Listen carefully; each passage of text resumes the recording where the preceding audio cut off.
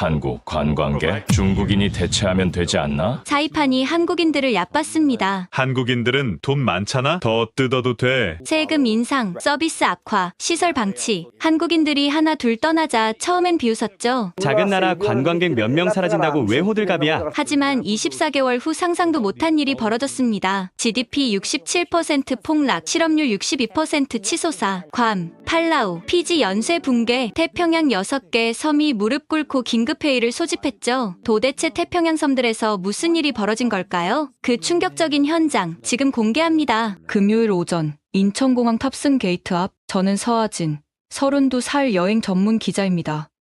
한국계 미국인이죠. 사이판행 비행기를 기다리며 불안한 예감이 들었습니다. 금요일 오전 황금 시간대인데 대기 승객이 20명도 안 되었거든요. 혹시 제가 게이트를 잘못 찾아온 건가요? 직원에게 물었습니다. 아니요, 맞습니다. 오늘 승객이 17명뿐이에요. 원래는 취소해야 하는데 그나마 화물이 있어서 띄우는 거예요. 17명. 200석 비행기에 단 17명. 기내에 들어서자 더 기괴했습니다. 텅 빈 좌석들이 묘지의 비석처럼 줄지어 있었죠. 승무원들이 승객보다 많은 진풍경이 펼쳐졌습니다. 손님, 어디든 앉으세요. 비즈니스석도 괜찮아요. 승무원의 씁쓸한 농담에 아무도 웃지 않았습니다. 4시간 30분 후 사이판 국제공항. 비행기 문이 열리자 열대의 습한 공기가 몰려왔습니다. 그런데 이상했습니다. 국제공항인데 탑승교가 없었습니다. 계단차를 타고 내려 활주로를 걸어야 했죠. 웰컴 투 사이판이라고 영어로 말했습니다. 공항 직원 하나가 억지로 밝은 목소리로 외쳤지만 그의 얼굴엔 피로가 가득했습니다. 입국장으로 들어갔습니다. 그리고 저는 평생 잊지 못할 광경을 목격했습니다. 입국 심사대 10개 중 9개가 비어 있었습니다. 먼지가 수북이 쌓여 있었고 컴퓨터 화면은 꺼진 지 오래였죠. 단 하나 열린 창구에 긴 줄이. 아니, 줄이랄 것도 없었습니다. 우리 일행 17명이 전부였으니까요. 넥스트라고 영어로 외쳤습니다. 드디어 제 차례. 여권을 건넸습니다. 그 순간 입국 심사관의 눈이 휘둥그레졌습니다. 여권을 들고 벌떡 일어서더니 갑자기 소리쳤습니다. 오 마이 갓, 코리안 패스포트라고 영어로 외쳤습니다. 주변이 갑자기 소란스러워졌습니다. 어디선가 직원들이 우르르 몰려왔죠. 정말? 한국 사람? 얼마만이야? 사진 찍어도 돼? 40쯤 된 입국 심사관이 떨리는 손으로 도장을 찍었습니다. 그의 눈가가 촉촉해졌습니다. 미안해요. 너무 오랜만이라서. 3년이요. 3년 만에 한국 젊은이를 봅니다. 3년이요? 팬데믹 이후 한국 직항이 끊겼어요. 가끔 나이 든 교민들이 오긴 했지만 젊은 관광객은 정말 오랜만이에요. 그가 갑자기 제 손을 잡았습니다. 부탁이 있어요. 한국에 꼭 전해주세요. 우리가 기다리고 있다고. 사이판이 죽어가고 있다고. 순간 소름이 돋았습니다. 공무원이, 그것도 입국 심사관이 관광객에게 이런 부탁을 한다는 게 정상일까요? 잠깐만요. 세관 직원 하나가 뛰어왔습니다. 손에 뭔가를 들고 있었는데 폴라로이드 카메라였습니다. 사진 한 장만 우리 동료들에게 보여줘야 해요. 한국 사람이 왔다고. 황당했지만 거절할 수 없었습니다. 그들의 간절한 눈빛 때문에. 찰칵. 감사합니다. 정말 감사합니다. 안녕하세요. 사랑해요. 서툰 한국어가 사방에서 터져나왔습니다. 수화물 찾는 곳으로 가는 복도. 한때 명품 면세점들이 즐비했다는 곳이었지만 지금은 폐허였습니다. 루이비통이 있던 자리엔 베니어판이 대충 못질되어 있었고 구찌 매장은 철제 셔터가 찌그러진 채 방치되어 있었습니다. 단 한 곳, 초라한 기념품 가게만 열려 있었습니다. 코리안, 코스메틱, 설화수, 후, 아이오페.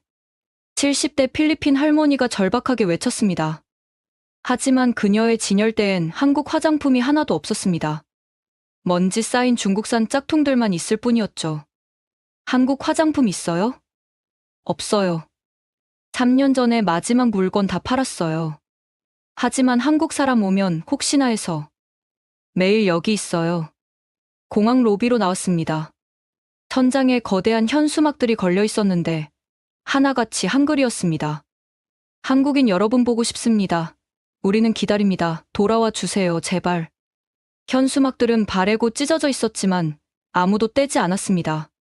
마치 돌아올 사람을 기다리는 리본처럼. 렌터카 카운터로 갔습니다. 10개 업체 중 단 하나만 불이 켜져 있었습니다. 한국 분이세요? 카운터 직원이 벌떡 일어났습니다. 40 중반의 참호로족 여성이었는데 갑자기 서랍을 뒤지기 시작했습니다. 잠깐만요. 어디 있지? 아, 여기 있다. 그녀가 꺼낸 건 낡은 노트였습니다. 한글로 빼곡히 적힌 문장들이 보였죠. 안녕하세요. 어서 오세요. 감사합니다. 오랜만이에요. 한국어 공부하셨어요? 한국 손님이 80%였어요. 하루에 100팀씩 왔었죠. 지금은 그녀가 주차장을 가리켰습니다. 저기 보이는 차들 전부 한국 관광객용이었어요. 500대가 넘죠. 지금은 먼지만 쌓여가요. 이번 달에 10대도 안 나갔어요. 차를 받으러 나가는 길 출구 앞에서 충격적인 장면을 목격했습니다. 백발의 노인이 의자에 앉아 있었습니다.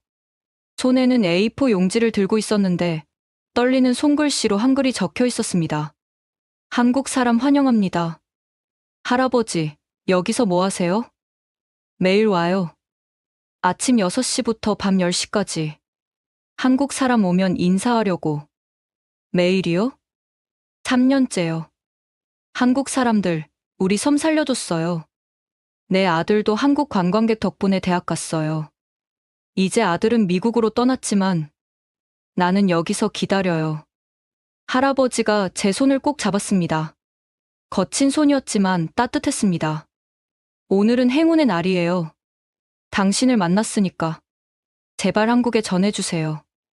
우리가 매일 기다린다고. 죽을 때까지 기다릴 거라고. 공항을 나서며 뒤를 돌아봤습니다. 렌터카를 몰고 가라판 중심가로 향했습니다. 한때 태평양의 관문이었다는 사이판 국제공항은 이제 거대한 묘비 같았습니다. 그리고 그 묘비 위엔 아직도 한글로 쓰인 간절한 메시지가 펄럭이고 있었죠. 돌아와 주세요, 한국. 공항에서 시내까지 20분. 택시는 없었고 셔틀버스도 끊긴 지 오래였습니다. 겨우 찾은 렌터카를 몰고 가라판 중심가로 향했습니다. 가라판은 사이판의 심장부입니다. 최대 번화가이자 관광의 중심지죠. 한국 관광객들이 가장 먼저 들르고 가장 많이 머무는 곳이었습니다. 하지만 제가 마주한 가라판은 전쟁이 끝난 직후의 도시 같았습니다. 메인 스트리트 비치 로드. 한때 사이판의 명동이라 불렸다는 이곳은 이제 묘지의 김복도처럼 적막했습니다. 첫 번째로 눈에 들어온 건 한글 간판들이었습니다. 왕감자탕, 평양냉면, 진짜 삼겹살, 제주 흑돼지. 간판들은 여전히 매달려 있었지만 가게들은 모두 문이 굳게 닫혀 있었습니다. 유리창엔 먼지가 손가락 두께만큼 쌓여 있었고 일부는 깨진 채 방치되어 있었죠. 김치찌개 맛집이라는 간판 아래 노숙자 한 명이 담요를 덮고 자고 있었습니다. ABC 스토어. 한국인들이 가장 사랑했다는 편의점 체인입니다. 5개 지점 중 4개가 폐업했고 유일하게 살아남은 한 곳도 간신히 버티고 있었습니다. 안으로 들어갔습니다. 진열대의 3분의 2가 비어 있었고 남은 물건들도 유통기한이 지난 게 대부분이었죠. 손님, 한국 분이세요? 계산대 뒤에서 나이 든 필리핀 여성이 물었습니다. 네, 맞아요. 그녀의 얼굴이 갑자기 밝아졌습니다. 아이고, 정말요? 오늘 아침에도 기도했어요. 한국 손님 한 명만 와달라고. 신이 제 기도를 들어주셨네요. 여기 원래 한국 손님이 많았나요? 많았다뇨? 하루 매출의 90%가 한국 손님이었어요. 새벽 2시에도 한국 사람들로 북적였죠. 맥주랑 라면 사러 오는 사람들. 지금은 그녀가 텅 빈 가게를 둘러봤습니다. 하루에 손님이 10명도 안 와요. 그것도 대부분 현지 직원들이죠. 다음 달이면 저희도 문 닫을 거예요. 가게를 나와 계속 걸었습니다. 티 갤러리아. 사이판 최대 규모 면세점이었다는 곳입니다. 하지만 지금은 정문에 거대한 X자 표시와 함께 영구 폐업이라고 적혀 있었습니다. 유리문 너머로 내부가 보였습니다. 텅 빈 매장, 뜯겨진 브랜드 로고들, 바닥에 나뒹구는 옷걸이들. 마치 좀비 영화의 한 장면 같았죠. 끔찍하죠? 뒤에서 누군가 영어로 말했습니다. 돌아보니 60대 초반의 한국 여성이 서 있었습니다. 저는 로사리오예요. 저기 보이는 한 식당 주인이었죠. 그녀가 가리킨 곳엔 로산의 김치찌개라는 간판이 있었습니다. 20년 했어요. 딸 둘 대학까지 보냈죠. 한국 손님들 덕분에 잘 살았어요. 그런데 로사리오 씨가 한숨을 쉬었습니다. 3년 전부터 손님이 뚝 끊겼어요. 처음엔 곧 돌아올 줄 알았죠. 1년을 버텼어요. 2년째엔 빚을 냈고 3년째엔 결국 문을 닫았어요. 지금은 뭘 하세요? 청소부예요. 리조트에서 시급 $7 받고 일해요. 20년 사장님에서 청소부가 됐죠. 그녀가 씁쓸하게 웃었습니다. 그래도 운이 좋은 편이에요. 일자리라도 있으니까. 다른 한 식당 사장님들은 섬을 떠났어요. 환전소 거리로 갔습니다. 한때 20개가 넘는 환전소가 경쟁하던 곳이었다고 합니다. 지금은 단 2개만 남았고 그마저도 손님이 없어 한산했습니다. $1, 베스트 레이트라고 영어로 외쳤습니다. 한 환전상이 저를 보고 소리쳤습니다. 하지만 그의 목소리엔 힘이 없었죠. 한국 돈 바꿔요? 네. 얼마나 되세요? 아니, 제가 바꾸는 게 아니라 혹시 달러를 원화로 바꿔주실 수 있어요? 한국은행과의 거래 정산에 원화가 필요해서. 황당한 상황이었습니다. 환전소가 고객에게 환전을 부탁하다니요. 원화가 없어요. 3년째 한국 손님이 없으니 원화 구경도 못했죠. 근데 거래 정산 때 원화가 필요해서 K마트, 한국 상품 전문 마트였다는 곳을 찾았습니다.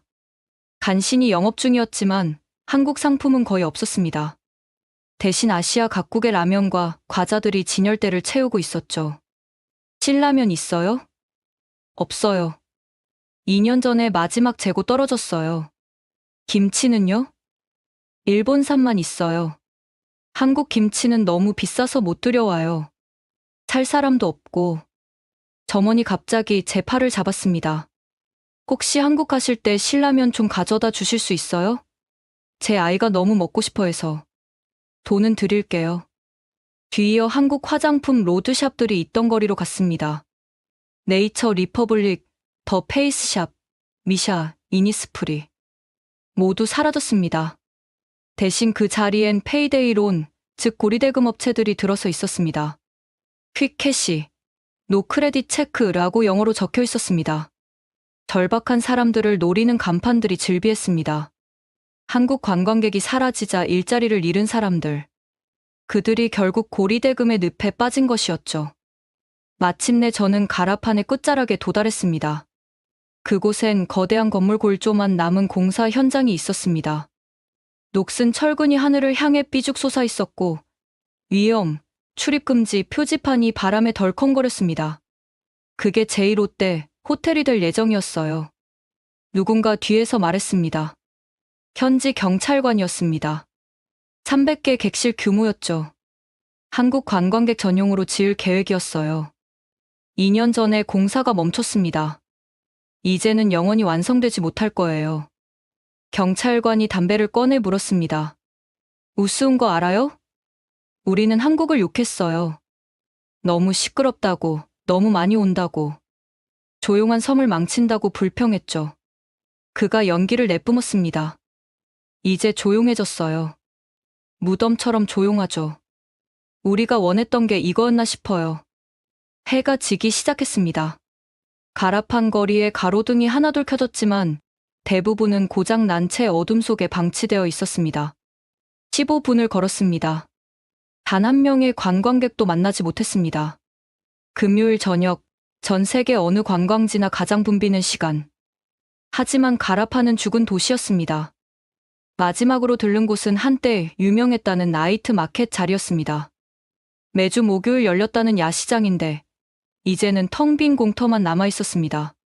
바닥엔 아직도 노점 자리를 표시한 흰 선들이 희미하게 남아 있었고 한글로 떡볶이, 김밥, 호떡이라고 쓰인 낡은 표지판이 구석에 버려져 있었습니다.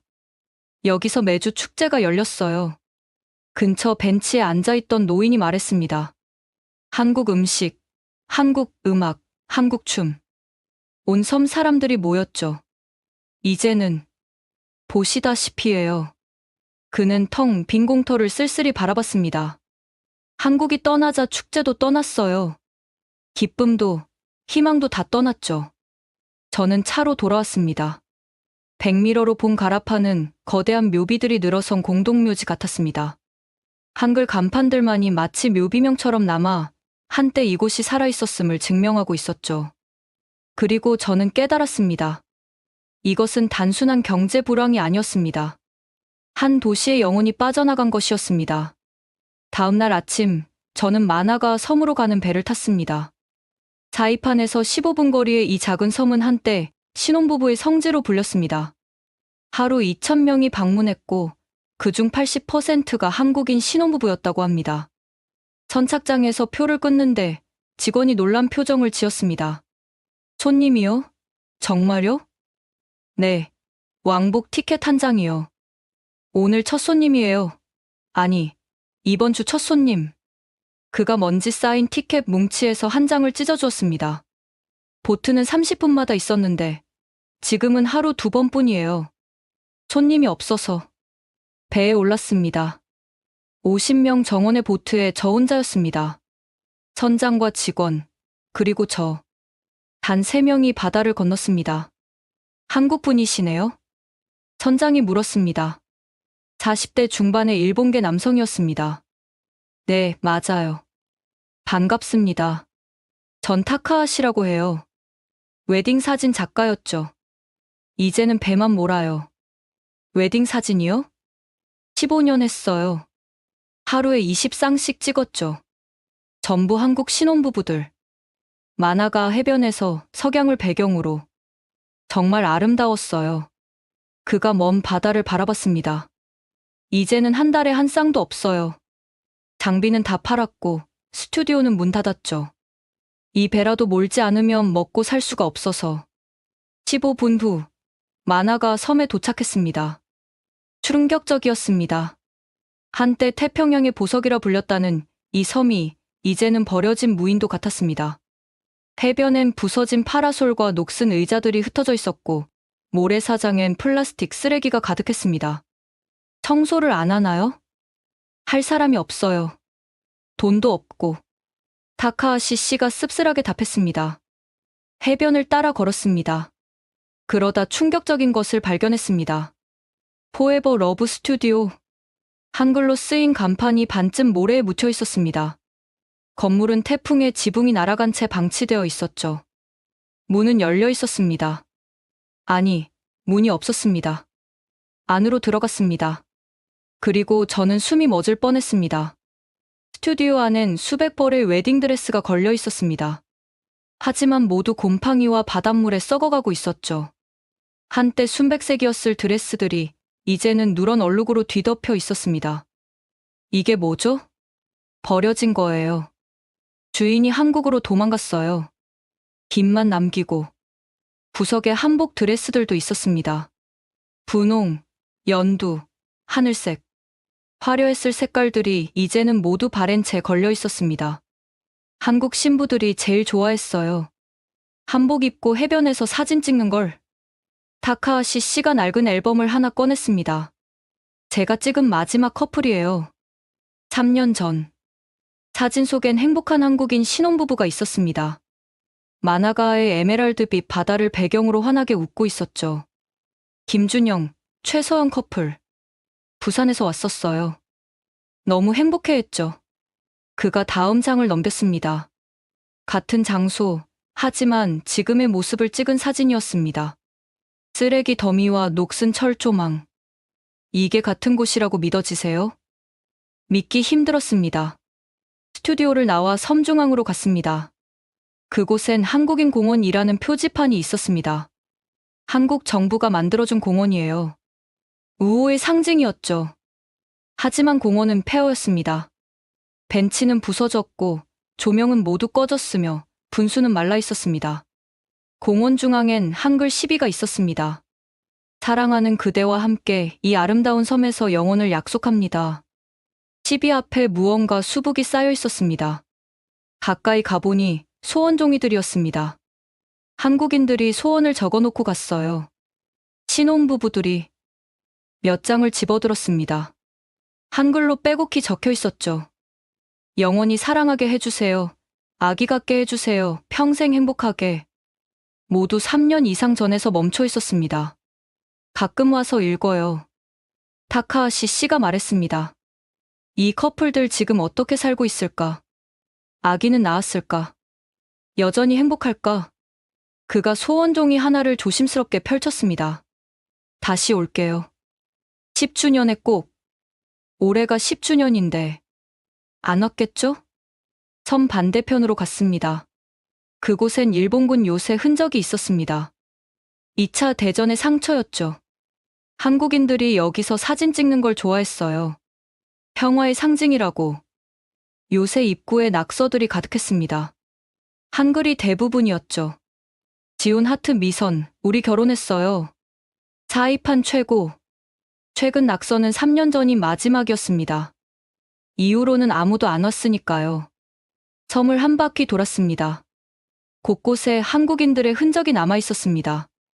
비치 발리볼 코트엔 한국인 전용이라는 팻말이 쓰러져 있었습니다. 바비큐장엔 녹슨 그릴에 삼겹살 구이라는 한글 스티커가 붙어 있었습니다. 스노클링 대여소엔 장비 대여 3만 원이라는 한글 가격표가 바랜 채 걸려 있었습니다. 모든 게 한국인을 위한 거였어요. 타카하시 씨가 말했습니다. 한국인이 좋아하는 것, 한국인이 원하는 것, 한국인을 위한 서비스. 섬 전체가 한국을 위해 존재했죠. 그가 바다를 가리켰습니다. 저기 보이는 곳에서 돌고래 투어를 했어요. 한국인들만 태웠죠. 돌고래가 나타나면 다들 소리 지르고 정말 행복해했어요. 지금은요? 돌고래도 떠났어요. 관광선이 없으니까 사람 구경하러 올 이유가 없죠. 돌아가는 배를 기다리며 선착장에 앉았습니다. 타카하시 씨가 가방에서 뭔가를 꺼냈습니다. 비닐에 쌓인 사진첩이었습니다. 제가 찍은 한국 신혼부부들이에요. 2,000쌍이 넘죠. 그가 한 장 한 장 넘겼습니다. 모두 행복한 얼굴들이었습니다. 이 사람들에게 만화가 하는 특별한 곳일 거예요. 인생의 새 출발을 한 곳이니까. 그가 마지막 페이지를 펼쳤습니다. 거기엔 메시지가 적혀 있었습니다. 타카하시 작가님, 정말 감사합니다. 덕분에 최고의 추억을 만들었어요. 10년 후에 또 올게요. 모든 한국 신혼부부들. 타카하시 씨의 눈가가 붉어졌습니다. 10년이 됐든 20년이 됐든 전 여기서 기다릴 거예요. 언젠가는 돌아올 거라고 믿으니까. 배가 도착했습니다. 역시 저 혼자만 탔습니다. 출발하는 배 위에서 뒤를 돌아봤습니다. 만화가 섬이 점점 작아졌습니다. 한때 행복의 섬이었던 곳이 이제는 버려진 무인도처럼 보였습니다. 하지만 섬 어딘가엔 여전히 한국 신혼부부들의 웃음소리가 메아리치고 있을 것 같았습니다. 그들이 남긴 사랑의 약속들이 파도, 소리에 묻혀 들릴 것 같았습니다. 다시 올게요라는 약속이 언젠가는 지켜지기를 바라며. 마나가에서 돌아온 다음 날, 저는 사이판 정부 청사를 방문했습니다. 경제부 차관 마이클 정과의 인터뷰가 예정되어 있었죠. 한국계 3세인 그는 사이판 경제 위기의 실체를 정확히 알고 있는 몇 안 되는 사람이었습니다. 앉으세요. 차라도 한 잔. 아, 죄송합니다. 예산 삭감으로 커피도 없네요. 그의 씁쓸한 농담이 현실을 대변했습니다. 단도직입적으로 묻겠습니다. 사이판 경제가 얼마나 나쁜가요? 그가 노트북을 열었습니다. 화면에 그래프가 떴습니다. 빨간색 선이 급격히 아래로 곤두박질 치고 있었죠. 이게 우리 GDP입니다. 67% 감소했습니다. 인류 역사상 전쟁 없이 이런 경제 붕괴를 겪은 나라가 있을까요? 그가 다음 슬라이드를 넘겼습니다. 관광객 통계입니다. 팬데믹 전 연간 방문객 53만 명. 그중 한국인이 38만 명이었죠. 71%였습니다. 지금은요? 작년 총 방문객 7만 명. 한국인은 3천 명. 저는 숨이 막혔습니다. 99%가 사라진 것이었죠. 더 충격적인 건 이겁니다. 그가 새로운 차트를 보여줬습니다. 한국인 관광객 1명의 평균 지출액 2,847달러. 중국인 관광객 673달러. 일본인 1,432달러. 한국인이 4배 이상 쓴다는 거네요. 그것도 보수적인 계산입니다. 실제로는 더 큽니다. 한국인들은 호텔도 좋은 곳에 묵고 식당도 비싼 곳에 가고 쇼핑도 많이 하죠. 그가 계산기를 두드렸습니다. 한국인 38만 명이 사라지면서 우리가 잃은 돈 연간 10억 8천만 달러입니다. 사입한 전체 경제의 60%예요. 그래서 인구가 줄었다는 거군요. 맞습니다. 2019년 인구 5만 8천 명, 현재 2만 9천 명. 딱 절반이 되었죠. 그가 창밖을 가리켰습니다. 저기 보이는 아파트 단지, 원래 한국인 주재원들이 살던 곳입니다. 200세대 중 10세대만 입주해 있어요. 왜 한국인들이 떠났을까요? 마이클 차관이 한숨을 쉬었습니다. 완벽한 폭풍이었죠. 첫째, 팬데믹. 둘째, 달러 강세로 인한 가격 경쟁력 상실. 셋째, 노후한 인프라. 그가 사진 하나를 보여줬습니다. 공항 화장실이었는데 변기가 막혀 있고 바닥은 물에 잠겨 있었죠. 이게 국제공항 화장실입니다. 3년째 고치지 못했어요. 돈이 없어서. 한국인들은 시설에 민감하죠. 맞아요. 그리고 경쟁 상대들이 나타났습니다. 베트남 다낭, 태국 푸켓. 더 싸고 더 좋은 시설에 직항도 많죠. 그가 또 다른 통계를 보여줬습니다. 실업률 18%에서 62%로 증가. 특히 관광업 종사자들은 90%가 일자리를 잃었습니다. 정부 대책은요? 무슨 돈으로요? 세수가 70% 줄었습니다. 공무원 급여도 6개월째 절반만 주고 있어요. 그가 서류 뭉치를 꺼냈습니다.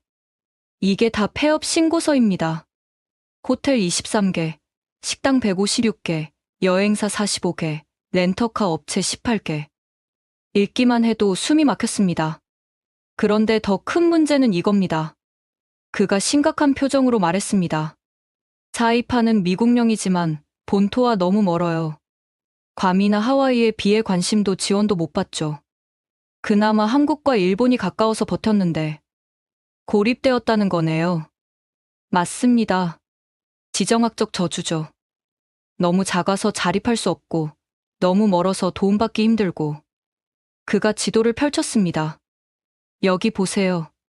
사이판에서 한국까지 4시간, 도쿄까지 3시간. 하지만 LA까지는 12시간이에요.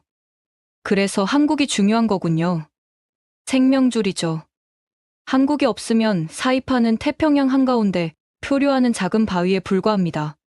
그가 마지막 자료를 보여줬습니다. 이건 극비입니다.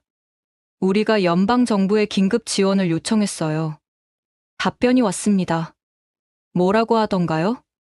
자체 해결하라고. 관광 수입 회복이 우선이라고. 한국 시장을 되찾으라고. 그의 표정이 어두워졌습니다. 제 할아버지는 한국에서 오셨어요. 60년대에 이곳에 정착하셨죠.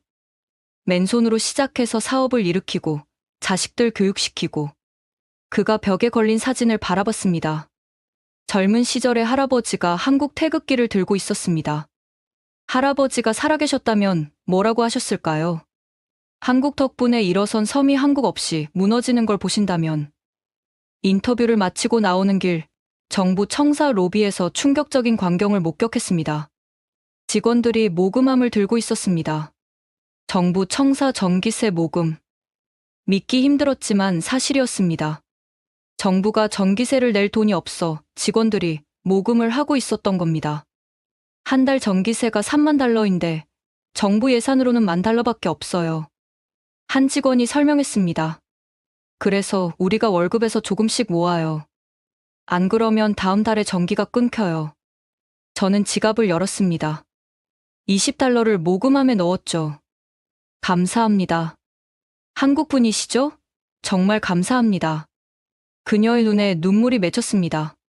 한국이 돌아오면 모든 게 나아질 거예요. 그렇죠? 돌아올 거죠? 저는 대답할 수 없었습니다. 밖으로 나오니 정부 청사 앞 광장이 보였습니다. 한때 각종 행사가 열렸다는 곳인데 지금은 텅 비어 있었습니다. 광장 한가운데 깃대가 서 있었는데 미국 국기, 북마리아나 제도기, 그리고 찢어진 한국 국기가 바람에 펄럭이고 있었습니다. 아무도 내리지 않았고 아무도 새 것으로 바꾸지 않았습니다. 마치 돌아올 사람을 기다리는 것처럼 낡고 찢어진 채로 그대로 걸려 있었습니다. 그날 저녁, 저는 특별한 사람을 만났습니다. 소진택 씨, 52세, 사이판에서 20년간 여행사를 운영해온 한국인 사업가입니다. 극소수 남은 한국인 중 한 명이죠. 어서 오세요. 한국에서 온 기자라고 들었습니다. 그의 사무실은 가라판 중심가에 있었습니다. 한때 직원 50명이 일했다는 곳인데 지금은 그와 비서 1명뿐이었죠. 차 한잔 하시죠. 믹스커피지만 그가 뜨거운 물을 부으며 말했습니다. 2019년을 기억하세요? 사이판의 마지막 황금기였죠. 소 사장은 벽에 걸린 큰 사진을 가리켰습니다. 공항 전경이었는데 수많은 한국인 관광객들로 북적이고 있었습니다. 2019년 7월 15일. 제가 찍은 사진입니다. 그날 하루에만 한국인 관광객 3,500명이 입국했어요. 하루에 3,500명이요?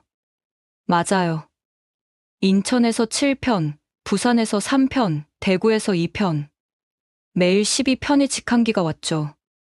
그가 앨범을 꺼냈습니다. 2019년 사이판의 모습이 고스란히 담겨 있었습니다. 이것 보세요. 가라판 비치 로드예요. 사진 속 거리는 생동감이 넘쳤습니다. 한국인 관광객들이 거리를 가득 메우고 있었고 상점들은 모두 불을 밝히고 있었죠. 저기가 김치찌개 골목이었어요. 15개 한식당이 경쟁했죠. 점심시간엔 줄을 서야 했어요. 다음 사진. ABC 스토어 앞이었습니다. 새벽 2시 사진이에요. 보세요. 사람이 얼마나 많은지. 한국인들은 새벽에도 나와서 맥주랑 라면을 사갔죠. 불야성이었네요. 그렇죠. 사이판이 24시간 깨어 있었어요. 한국인들 덕분에. 그가 동영상 하나를 틀었습니다. 2019년 6월 마나가 선비치 페스티벌이었습니다. 한국 기업들이 후원한 행사였어요. 삼성, LG, 현대 다 참여했죠. 영상 속엔 K-팝 공연이 한창이었습니다. 현지 청소년들이 방탄소년단 노래에 맞춰 춤을 추고 있었죠. 이 아이들 보세요.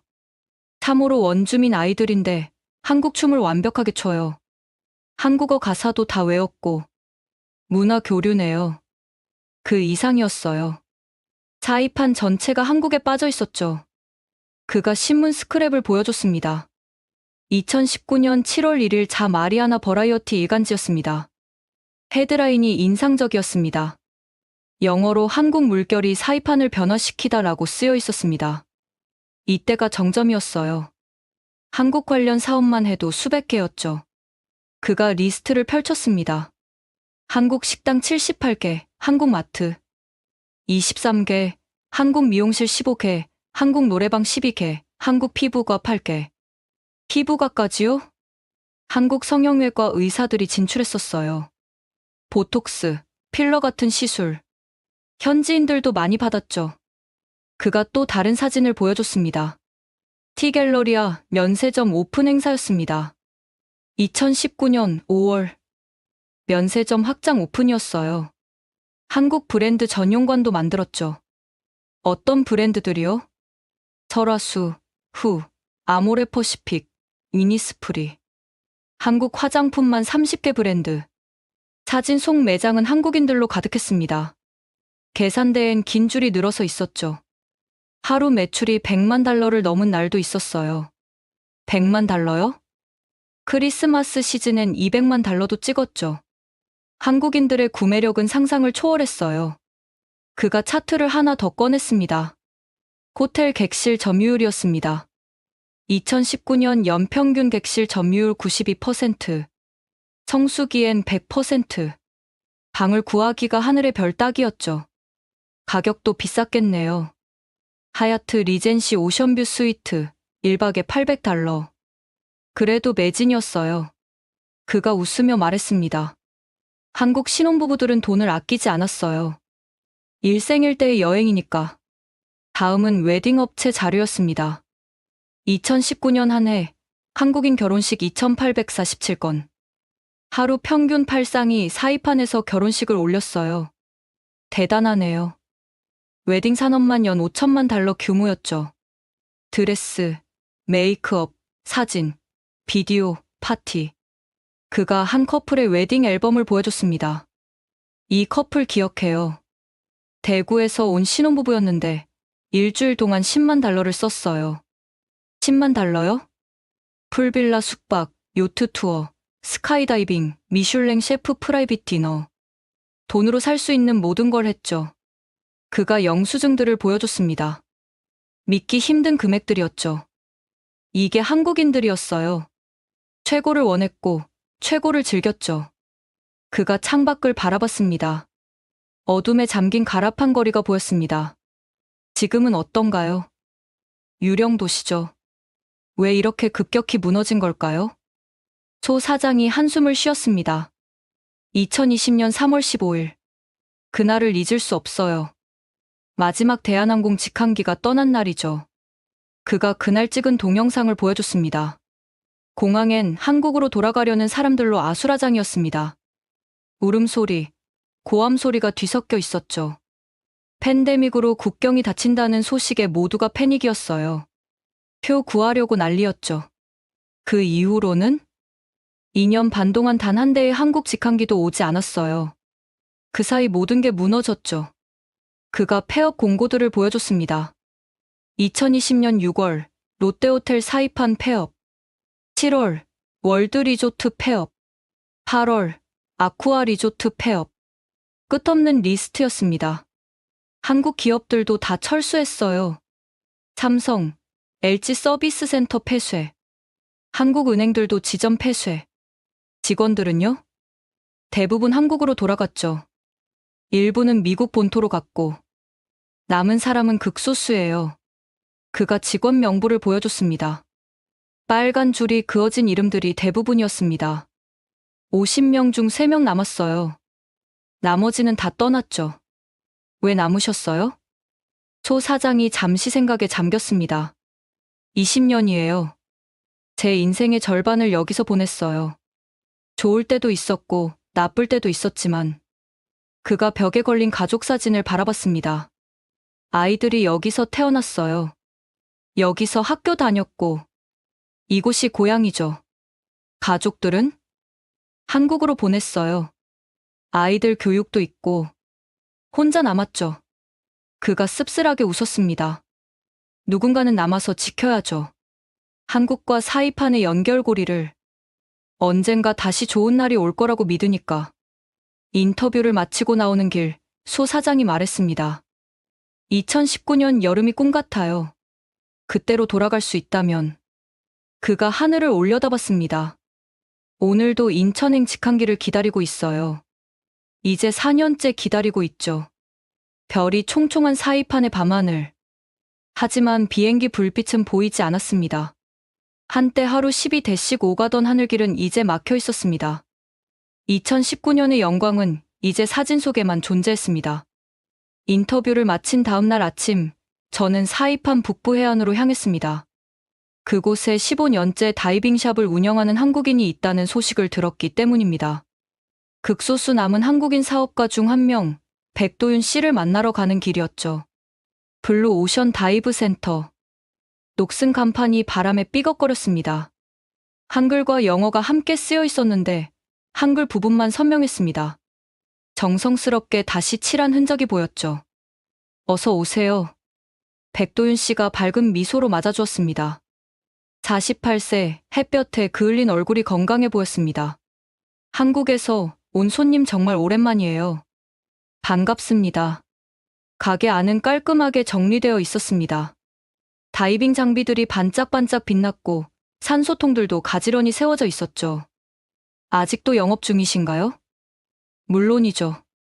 손님이 없어도 매일 장비 점검하고 바다 상태 확인하고 언제 손님이 와도 바로 다이빙 갈 수 있게 준비하고 있어요.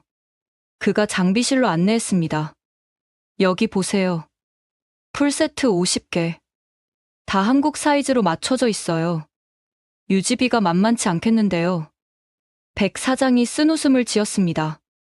솔직히 말씀드릴게요. 개인 재산 다 털어놓고 있어요. 집도 팔았고 한국에 있던 아파트도 처분했죠. 왜 그렇게까지? 직원들 때문이에요. 그가 밖을 가리켰습니다. 참호로족 청년 2명이 보트를 정비하고 있었습니다. 저 친구들 10년째 같이 일하고 있어요. 코로나 때도 안 자르고 다 데리고 있었죠. 월급은 어떻게? 제가 빚을 내서라도 주고 있어요.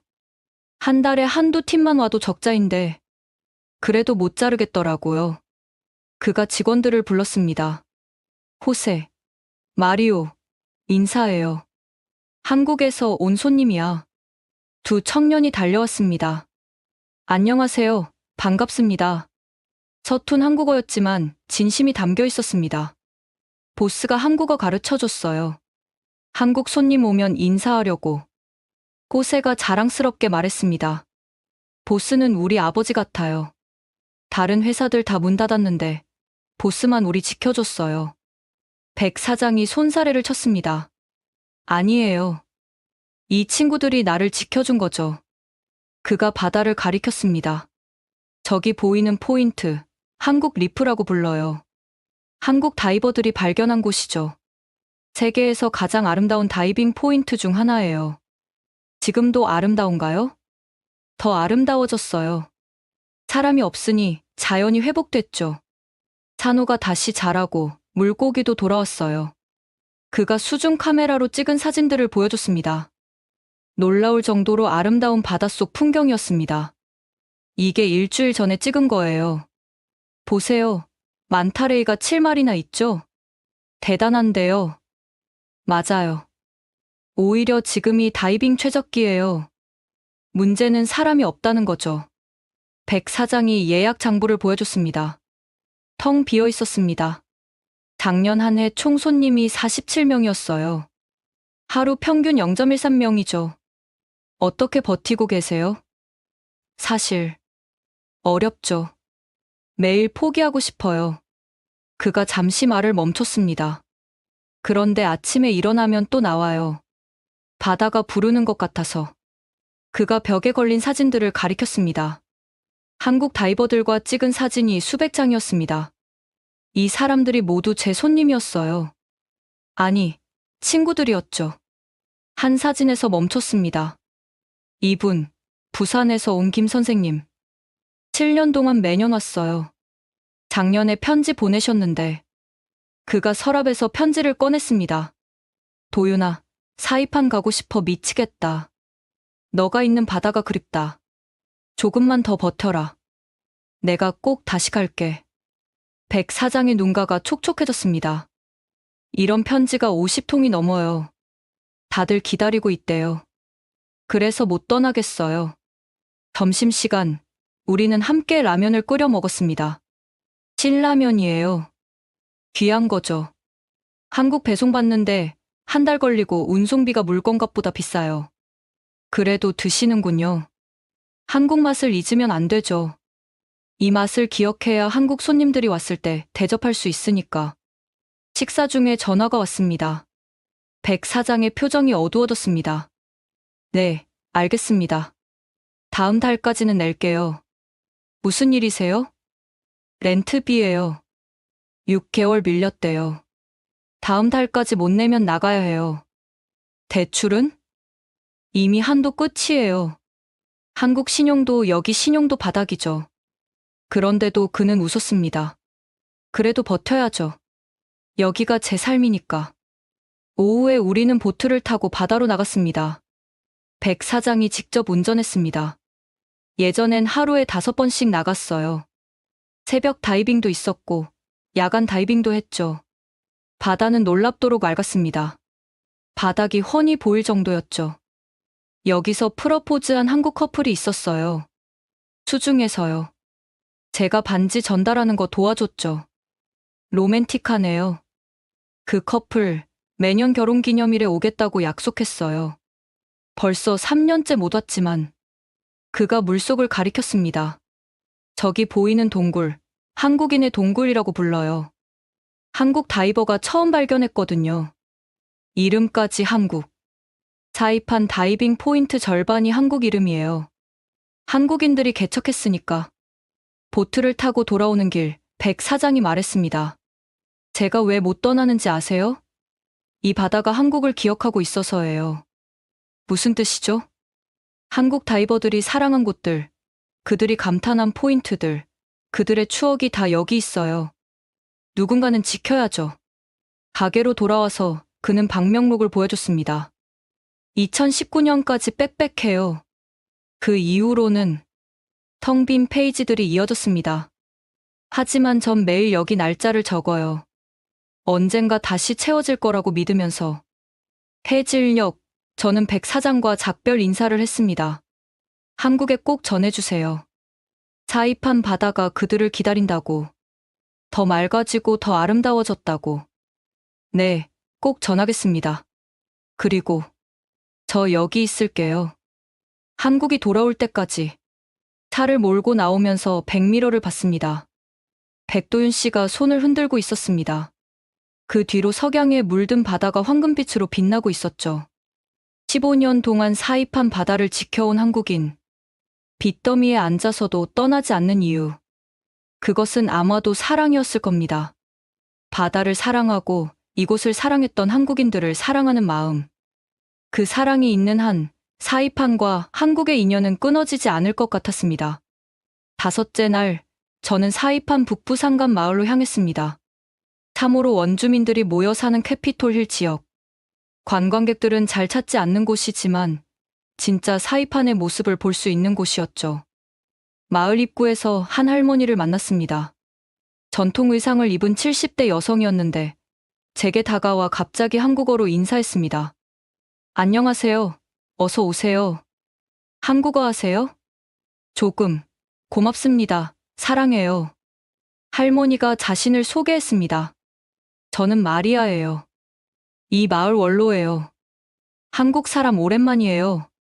마리아 할머니가 마을로 안내했습니다. 좁은 골목길 양쪽으로 작은 집들이 늘어서 있었는데 대부분 문이 굳게 닫혀 있었습니다. 원래 200가구 살았어요. 지금 50가구만 남았어요.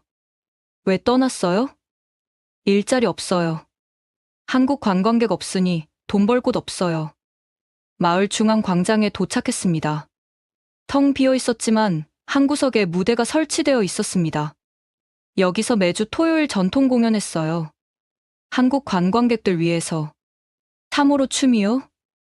네, 한국 사람들 너무 좋아했어요. 사진도 많이 찍고 팁도 많이 주고. 마리아 할머니가 낡은 사진첩을 꺼냈습니다.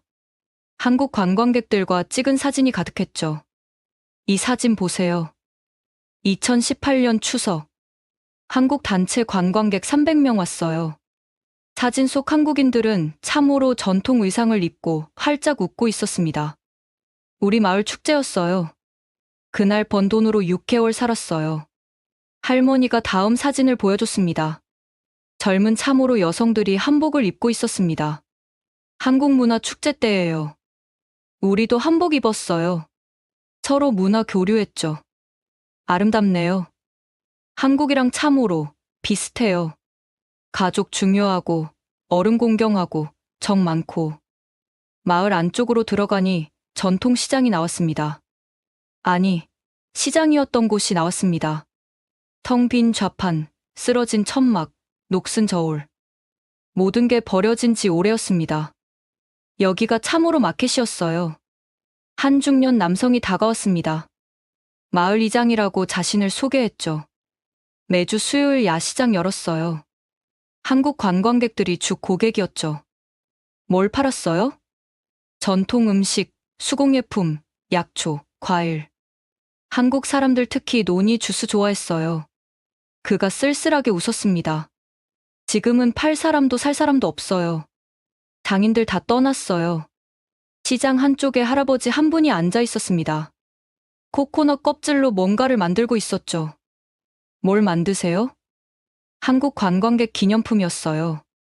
이제는 그냥 습관이에요. 할아버지가 완성품을 보여줬습니다. 코코넛 껍질에 한글로 사이판, 사랑, 행복이 새겨져 있었습니다. 한국어 누가 가르쳐 줬어요? 한국 손님들이요. 10년 동안 배웠어요. 이제 쓸 일 없지만 마리아 할머니가 저를 자신의 집으로 안내했습니다. 작은 집이었지만 깔끔했습니다. 벽에 특별한 것들이 걸려 있었습니다. 한국 관광객들이 보낸 편지와 사진들이었죠. 다 내 한국 친구들이에요. 할머니가 한 장씩 설명했습니다. 이 가족 5년 동안 매년 왔어요. 딸이 결혼할 때 청첩장도 보냈어요. 연락은 하세요? 가끔 이메일 와요. 사이판 가고 싶다고. 하지만 못 와요. 비행기 없어서. 할머니가 서랍에서 뭔가를 꺼냈습니다. 한국 과자들이었습니다. 초코파이, 새우깡, 꿀꽈배기. 한국 손님들이 준 거예요. 3년 됐지만 못 버려요. 왜요? 추억이니까. 이거 보면 한국 친구들 생각나요. 밖에서 아이들 소리가 들렸습니다. 마을 아이들이 모여 있었는데 놀랍게도 한국 노래를 부르고 있었습니다. 아기 상어 뚜루루뚜루. 한국 노래를 어떻게? 한국 관광객들이 가르쳐줬어요. 아이들이 너무 좋아해요. 한 아이가 제게 달려왔습니다. 혹시 한국 사람이에요? 응, 맞아. 와, 진짜요? 한국 가고 싶어요. 아이들이 제 주위를 둘러쌌습니다. 김치 맛있어요. 방탄소년단 최고. 태권도 배웠어요. 마을 아이들이 모두 한국을 알고 있었습니다. 마을 학교로 갔습니다. 작은 초등학교였는데 교실 하나가 특별했습니다. 한국문화 교실이라는 팻말이 붙어 있었죠. 한국 정부가 지원해준 교실이에요. 교장 선생님이 설명했습니다. 컴퓨터, 책, 한글 교재. 다 한국이 줬어요. 한국어 수업도 했죠. 지금은요? 선생님이 없어요. 한국인 자원봉사 선생님들 다 떠났어요. 교실 안엔 먼지만 쌓여 있었습니다. 하지만 벽에 붙은 한글 포스터들은 그대로였죠. 가나다 라마바사. 한 아이가 읽었습니다. 아직 기억해요. 한국 선생님이 가르쳐 준 거. 교장이 한숨을 쉬었습니다. 아이들이 한국 가는 꿈을 꿨어요. 공부해서 한국 회사 취직하고 싶다고. 이제 그 꿈도. 마을 뒤편 언덕으로 올라갔습니다. 거기서 보니 마을 전체가 한눈에 들어왔습니다. 저기 보이는 빈집들, 다 관광업 하던 가족들이에요. 마리아 할머니가 설명했습니다. 택시 기사, 식당 종업원, 호텔 직원, 가이드. 다 한국 관광객 상대했죠. 지금은? 미국 본토로 갔어요. 괌으로 갔어요. 일자리 찾아서. 할머니가 눈물을 닦았습니다. 가족이 뿔뿔이 흩어졌어요. 할아버지는 여기, 아들은 괌, 손자는 하와이. 왜 할머니는 안 떠나세요? 이게 내 땅이에요. 조상 대대로 살던 곳. 떠날 수 없어요. 그녀가 먼 바다를 바라봤습니다. 그리고 한국 친구들 다시 올 거예요. 그때 내가 없으면 누가 환영해요? 해가 지기 시작했습니다. 마을로 내려오는 길에 작은 성당을 지나쳤습니다. 성당 앞 게시판에 한글 공지가 붙어 있었습니다. 한국인을 위한 특별 미사, 매주 일요일 오전 10시. 하지만 날짜는 2020년 2월에서 멈춰 있었습니다. 신부님이 한국어 미사했어요. 마리아 할머니가 설명했습니다. 한국 교인 100명 넘었어요. 지금은 아무도 없어요. 마을을 떠나기 전 할머니가 제 손을 꼭 잡았습니다. 한국에 전해주세요. 참으로 사람들이 기다린다고. 네, 꼭 전할게요. 우리는 한국을 가족이라고 생각해요. 가족은 떠나도 다시 돌아오죠? 그녀가 전통 목걸이를 제 목에 걸어줬습니다. 참으로 우정의 표시예요. 한국에 전해주세요. 우리 우정 영원하다고. 차를 몰고 나오면서 백미러를 봤습니다. 마을 사람들이 모두 나와서 손을 흔들고 있었습니다. 고맙습니다. 사랑해요. 또 오세요. 서툰 한국어 인사가 저녁 바람에 실려왔습니다. 참으로 원주민들. 그들에게 한국은 단순한 돈줄이 아니었습니다. 함께 웃고, 함께 춤추고, 함께 꿈꾸던 친구였습니다. 그 우정을 그들은 아직도 가슴에 품고 있었습니다. 6째 날, 저는 팔라우행 경비행기에 올랐습니다. 사이판만의 문제가 아니라는 걸 확인하기 위해서였죠. 6인승 작은 비행기에는 저와 조종사, 그리고 현지 공무원 한 명뿐이었습니다. 한국 기자라고 들었어요. 공무원이 먼저 말을 걸었습니다. 맞습니다. 태평양 섬들의 상황을 취재하고 있어요. 잘 왔어요. 우리 얘기를 꼭 한국에 전해주세요. 우리가 얼마나 절박한지. 1시간 반 후 팔라우 국제공항에 도착했습니다. 충격적이었습니다. 국제공항이라고 하기엔 너무 초라했죠. 활주로 하나, 건물 하나. 그마저도 반은 폐쇄된 상태였습니다. 웰컴 투 팔라우라고 영어로 외쳤습니다.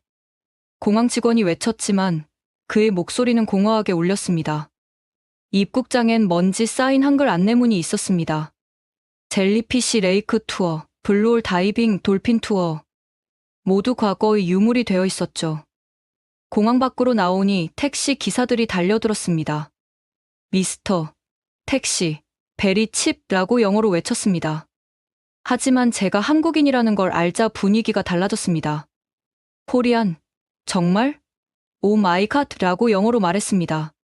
한 기사가 거의 울먹였습니다. 3년이야, 3년. 한국 손님 3년 만이야. 호로르 시내로 가는 길. 한때 태평양의 보석이라 불렸다는 이 도시는 이제 유령 도시가 되어 있었습니다. 저기가 한국인 거리였어요. 기사가 가리킨 곳엔 한글 간판들이 즐비했지만 모두 문이 닫혀 있었습니다. 팔라우 김치, 제주 흑돼지, 서울 치킨. 간판만 남고 사람은 사라졌습니다. 호텔에 짐을 풀고 팔라우 관광청을 찾았습니다. 청장은 50대 여성이었는데 쟤를 보자마자 한숨부터 쉬었습니다. 한국 기자님이시죠? 우리 상황 아세요? 그녀가 보여준 통계는 충격적이었습니다. 2019년 한국 관광객 8만 9천 명, 작년 1200명, 98%가 사라졌네요. 그게 전부가 아니에요. 한국 관광객이 전체 관광 수입의 75%를 차지했어요. 그 정도나요? 한국인들은 최고급 리조트에 묵고 최고급 투어를 했어요. 중국인 10명보다 한국인 1명이 더 많이 썼죠. 그녀가 창밖을 가리켰습니다. 저기 보이는 리조트들 전부 한국 자본이거나 한국 관광객 전용이었어요. 지금은 다 문 닫았죠. 다음 날 젤리피시 레이크로 갔습니다. 한때 하루 2,000명이 찾았다는 세계적 관광지. 하지만 지금은 황량했습니다. 손님이 첫 번째예요. 이번 주 첫 번째. 가이드가 씁쓸하게 말했습니다. 보트를 타고 호수로 들어갔습니다. 수백만 마리의 해파리가 황금빛으로 빛나고 있었죠. 더 많아졌어요. 사람이 없으니까. 아름답네요. 한국 관광객들이 정말 좋아했어요. 특히 신혼부부들. 여기서 프러포즈도 많이 했죠. 가이드가 방수팩에 쌓인 사진을 보여줬습니다. 작년 마지막 한국 손님이에요. 떠나면서 이 사진 주고 갔어요. 사진 속 한국인 커플은 해파리들 사이에서 행복하게 웃고 있었습니다. 다시 올게요 라고 뒷면에 적혀 있었지만 그들은 아직 돌아오지 않았습니다. 그 다음 날 저는 괌으로 향했습니다. 괌은 사이판이나 팔라우보다는 나았지만 역시 심각했습니다. 투몬 비치. 괌 최대 관광지구입니다. 하지만 예전의 활기는 온데간데 없었죠. 70%가 문 닫았어요. 현지 한인회장이 설명했습니다. 특히 한국 관광객 대상 업소들은 90%가 망했죠. 우리는 함께 투몽거리를 걸었습니다. 플라자, 면세점, 쇼핑몰. 절반 이상이 비어 있었습니다. 저기가 돈키호테였어요. 한국인들 필수 코스였죠. 지금은 건물엔 임대 표시만 걸려 있었습니다. ABC 스토어도 30개 중 5개만 살아남았어요. 한 스토어에 들어갔습니다. 점원이 반갑게 맞았습니다. 한국 분이세요? 정말요? 그녀는 거의 울 것 같았습니다. 매일 기도해요. 한국 손님 와달라고. 진열대를 봤습니다. 한국 제품 코너가 있었지만 텅 비어 있었습니다. 한국 라면, 김, 과자. 다 떨어졌어요. 주문할 돈도 없고, 살 사람도 없고. K마트를 찾았습니다. 괌 최대 한국 마트였다는 곳입니다. 폐업 정리 세일. 입구에 큰 현수막이 걸려 있었습니다. 20년 했어요. 이제 끝이에요. 주인 아주머니가 눈물을 닦았습니다. 한국 사람들 덕분에 잘 살았어요. 자식들 대학도 보냈죠. 근데 이제 매장 안은 거의 비어 있었습니다. 몇 개 안 남은 상품들만 먼지를 뒤집어 쓰고 있었죠. 김치 냉장고도 팔았어요. 이제 필요 없으니까. 호텔 지구로 갔습니다. 니코 호텔, 하얏트, 웨스틴. 대형 호텔들이 줄지어 있었지만 대부분 객실에 불이 꺼져 있었습니다. 객실 가동률 15%예요. 한 호텔 매니저가 설명했습니다. 전 직원의 80%를 해고했어요. 저도 곧 잘릴지도. 수영장은 텅 비어 있었고 레스토랑도 대부분 문을 닫았습니다. 한국 손님들이 없으니 뷔페도 운영 못해요. 적자니까. PIC를 방문했습니다. 퍼시픽 아일랜드 클럽의 약자죠. 한때 한국 가족 관광객들의 천국이었다는 곳이죠. 하루 3,000명이 왔어요. 90%가 한국인이었죠.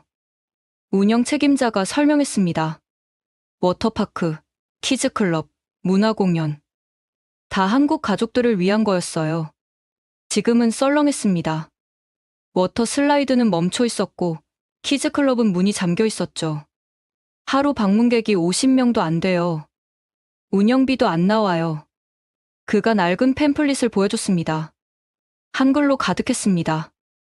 이게 우리 주 고객이었어요. 한국 가족들. 사진 속 한국 가족들은 모두 행복해 보였습니다. 이 가족들 지금 어디 있을까요? 베트남, 태국? 마지막으로 참으로 빌리지를 찾았습니다. 매주 수요일 야시장이 열리는 곳인데 이제는 초라한 몇 개의 부스만 남아 있었습니다. 한국인들이 야시장을 살렸어요. 한 상인이 말했습니다. 바비큐, 열대과일, 수공예품. 한국인들이 다 사갔죠. 그의 부스엔 먼지 쌓인 기념품들이 있었습니다. I love 괌 티셔츠에 한글로 괌 최고라고 적혀 있었습니다. 3년 전 만든 거예요. 한 개도 못 팔았어요. 해질녘 투문 비치에 섰습니다. 석양은 여전히 아름다웠지만 해변은 텅 비어 있었습니다. 저기서 매일 불꽃놀이 했어요. 한 청소부가 말했습니다. 한국 관광객들 위해서. 이제는 돈이 없어서. 그가 쓰레기를 주우며 중얼거렸습니다. 한국이 떠나니까 불꽃도 꺼졌어요. 밤에 불이 꺼졌어요.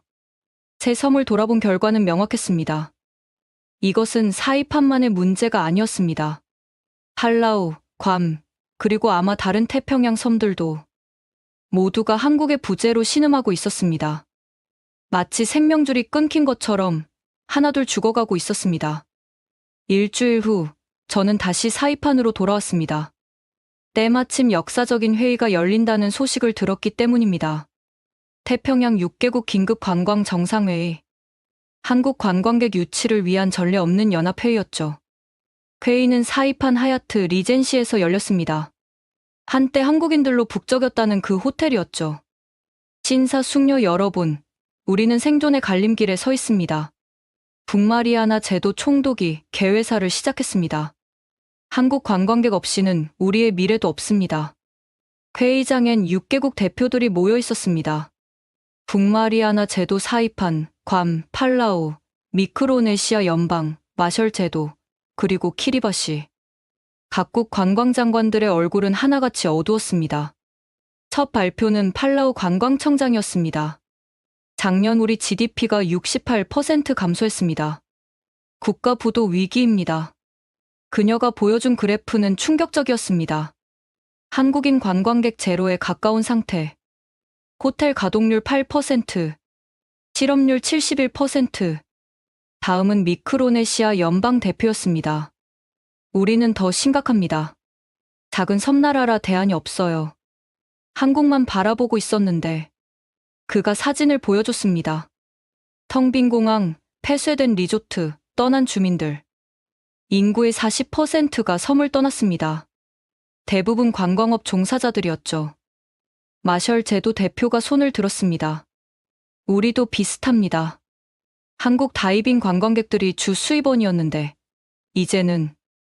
그가 한숨을 쉬었습니다. 다이빙샵 30개 중 2개만 운영 중입니다. 괌 대표가 일어섰습니다. 그나마 우리가 나은 편이지만 역시 심각합니다. 한국 시장 의존도가 너무 높았어요. 그가 통계를 제시했습니다. 한국인 관광객 1명 평균 지출 3,200달러, 중국인 750달러, 일본인 1,800달러. 회의장이 술렁였습니다. 한국인 1명이 다른 국가 관광객 4명의 가치가 있다는 겁니다. 키리바시 대표가 발언했습니다. 우리는 아예 한국 직항이 끊겼습니다. 관광산업 자체가 소멸 위기예요. 각국 상황 보고가 끝나자 본격적인 대책 논의가 시작됐습니다. 한국인 전용 무비자 180일 체류 허가. 사이판 대표가 먼저 카드를 꺼냈습니다. 우리도 따르겠습니다. 팔라우가 즉각 동의했습니다. 의료보험 정부 부담, 공항세 면제, 호텔세 50% 감면. 각국이 경쟁적으로 파격 혜택을 발표했습니다. 그때 괌 대표가 폭탄 선언을 했습니다. 한국어를 공용어로 지정하는 방안을 검토 중입니다. 회의장이 잠시 조용해졌습니다. 진심입니까? 네. 이미 주민 의견 수렴 중입니다. 한국이 그만큼 중요하다는 걸 보여줘야 합니다. 팔라우 대표가 거들었습니다. 우리는 이미 공무원 한국어 교육을 시작했습니다. 모든 공무원이 기본 한국어를 할 수 있도록. 미크로네시아 대표가 또 다른 제안을 했습니다. 한국 기업법인세 10년 면제는 어떻습니까? 투자 이민 조건도 완화해야 합니다.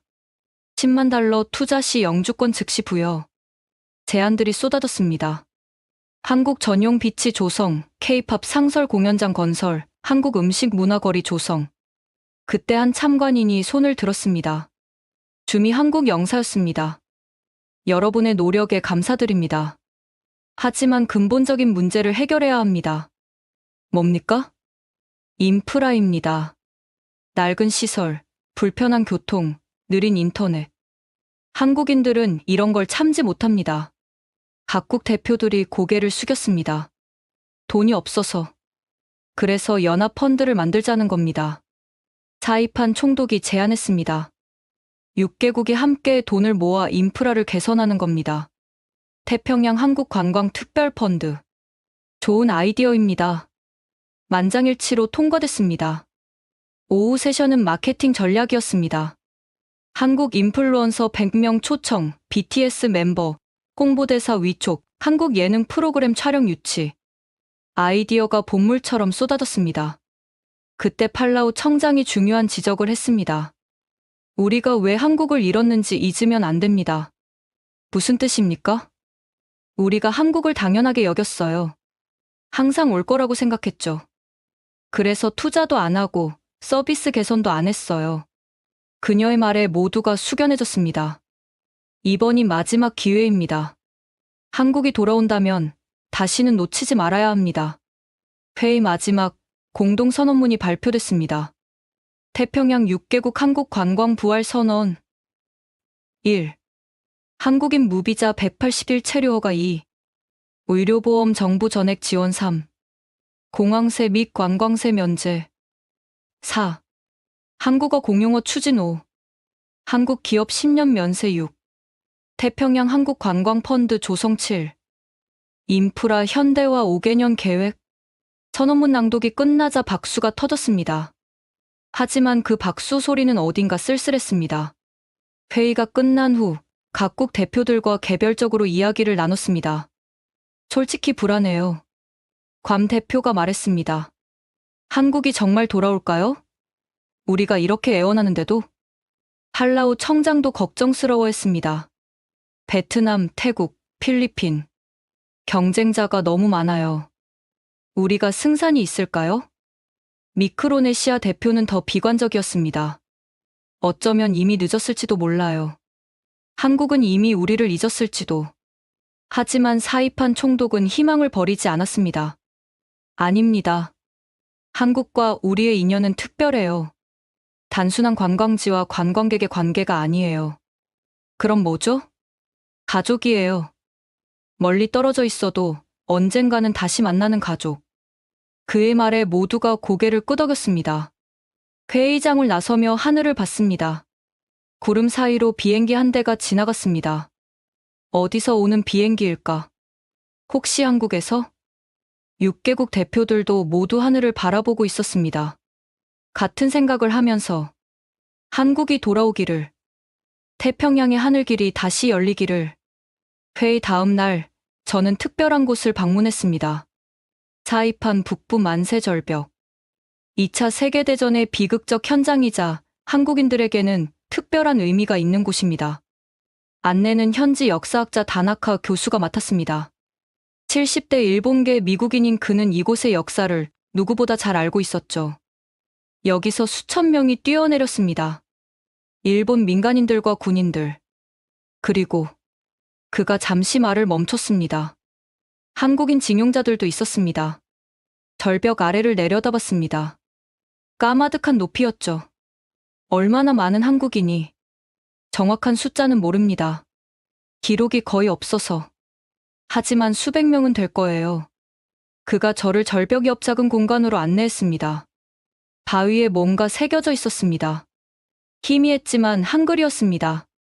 어머니 보고 싶다, 고향에 가고 싶다, 대한 독립 만세. 한국인 징용자들이 남긴 거예요. 죽기 전에 새긴 마지막 말들이죠. 가슴이 먹먹해졌습니다. 2015년에 한국 관광객이 발견했어요.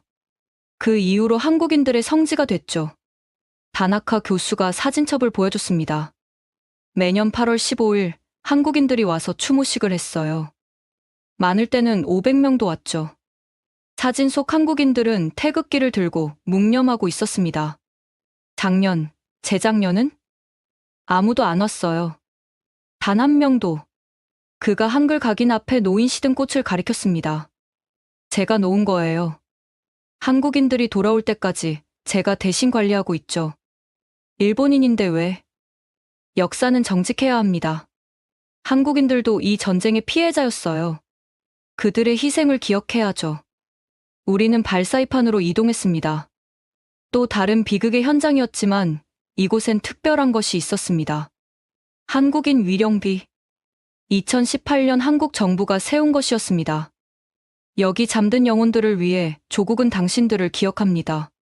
비석은 깨끗했습니다. 누군가 계속 관리하고 있었던 거죠. 매일 와서 청소해요. 뒤에서 목소리가 들렸습니다. 60대 한국인 남성이었습니다. 저는 김수환이라고 합니다. 사이판에 20년 살았어요. 왜 매일 오세요?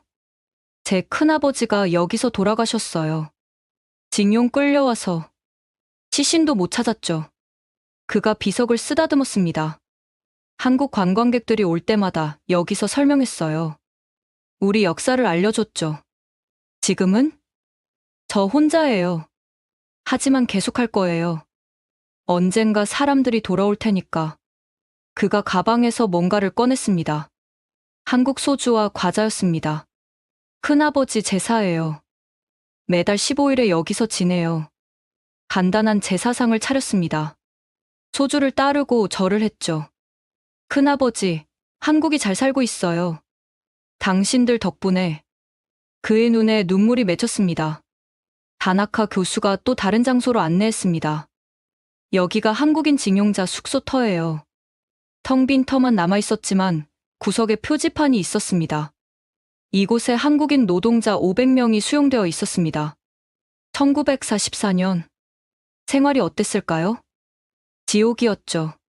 하루 18시간 노동, 굶주림, 질병. 많은 이가 죽었어요. 그가 땅에서 뭔가를 주었습니다. 녹슨 숟가락이었습니다. 한국식 숟가락이에요.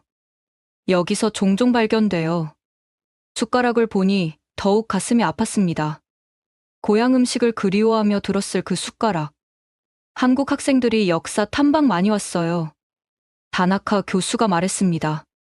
이곳에서 울던 학생들이 많았죠. 자기들 할아버지 뻘 되는 사람들이 여기서. 그때 한 할머니가 다가왔습니다. 80대로 보이는 참호로족 할머니였습니다. 당신들 한국 사람? 저는 한국계 미국인입니다. 할머니가 갑자기 한국말로 말했습니다. 밥 먹었어? 괜찮아? 한국말 하세요? 조금. 한국 사람한테 배웠어. 옛날에. 할머니가 옛 이야기를 들려줬습니다. 내가 어릴 때 한국 아저씨 한 분이 우리 집에 숨어 있었어. 징용 도망친 사람. 언제요? 1944년. 우리 아버지가 석 개월 숨겨줬어. 일본군 오면 다락방에 숨었지. 할머니가 눈물을 닦았습니다. 착한 사람이었어. 우리 가족 일도 도와주고, 한국말도 가르쳐주고. 그분은 어떻게? 전쟁 끝나고 한국 갔어. 편지 몇 번 왔는데, 한국전쟁 후로 소식 끊겼어. 할머니가 낡은 편지를 보여줬습니다. 한글로 쓰여 있었죠. 은혜를 잊지 못합니다. 언젠가 꼭 보답하겠습니다. 청주에서 박춘수. 그래서 한국 사람 오면 반가워. 혹시 그 아저씨 가족 만날까봐. 할머니가 제 손을 잡았습니다. 한국에 가면 전해줘. 참으로 사람들이 기억한다고. 그때 그 은혜를. 마지막으로 우리는 평화기념공원에 갔습니다. 각국 희생자들을 위한 비석들이 있었는데 한국 코너가 특별히 컸습니다. 한국 관광객들이 가장 많이 찾았어요. 공원 관리인이 설명했습니다. 역사를 잊지 않으려는 한국인들의 자세가 인상적이었죠. 비석 앞에 방명록이 있었습니다. 다시는 이런 비극이 없기를. 평화를 위해 기도합니다. 잊지 않겠습니다. 한국인들의 메시지가 빼곡했습니다. 김수환 씨가 새 방명록을 펼쳤습니다. 제가 새로 준비했어요. 언젠가 다시 채워지겠죠. 첫 페이지에 그가 적었습니다. 2024년 9월. 여전히 기다립니다. 여전히 기억합니다. 해가 지고 있었습니다. 만세절벽이 붉게 물들었죠. 80년 전 많은 이들이 여기서 생을 마감했습니다. 그중엔 고향을 그리워하던 한국인들도 있었습니다. 그리고 시간이 흘러 이곳은 비극의 장소에서 평화의 상징이 되었습니다. 한국인 관광객들이 찾아와 추모하고 평화를 기원하던 곳. 하지만 지금은 다시 정막만이 흐르고 있었습니다. 그래도 누군가는 기억하고 있었습니다. 일본인 교수가, 참으로 할머니가, 한국인 교민이. 역사는 잊혀지지 않았습니다. 그리고 언젠가 한국인들이 돌아와 다시 추모할 그날을 기다리고 있었습니다. 지금까지 태평양 섬들이 보낸 간절한 SOS, 그 현장의 이야기를 들려드렸습니다. 한국인 관광객 97%가 사라지자 무너져 내린 낙원들, 공항에서 한국인을 보고 울음을 터뜨린 직원, 3년을 기다린 다이빙샵 사장, 매일 한국어를 연습한 참으로 할머니. 이들이 기다린 건 단순한 관광객이 아니었습니다. 함께 웃고 울던 가족이었고 친구였습니다. 다행히 지금은 희망의 불빛이 다시 켜지고 있습니다. 하나둘 돌아가는 한국인들 덕분에 섬들이 다시 숨쉬기 시작했죠. 하지만 아직 갈 길이 멉니다. 태평양의 작은 섬들은 여전히 한국을 기다리고 있습니다. 여러분의 발걸음 하나하나가 그들에게는 희망이 됩니다. 이 영상이 마음에 와닿으셨다면 좋아요와 구독 부탁드립니다. 그리고 꼭 이 이야기를 공유해주세요. 태평양 섬들의 간절한 목소리가 더 많은 한국인들에게 전달되도록, 잊혀가는 우정을 되살리기 위해, 끊어진 인연을 다시 잇기 위해 이 영상을 널리 공유해주세요. 우리의 작은 관심이 한 섬을 살릴 수 있습니다. 우리의 사랑이 기적을 만들 수 있습니다. 지금까지 태평양에서 온 절박한 사연이었습니다. 지금까지 원더풀 해외 사연이었습니다. 감사합니다.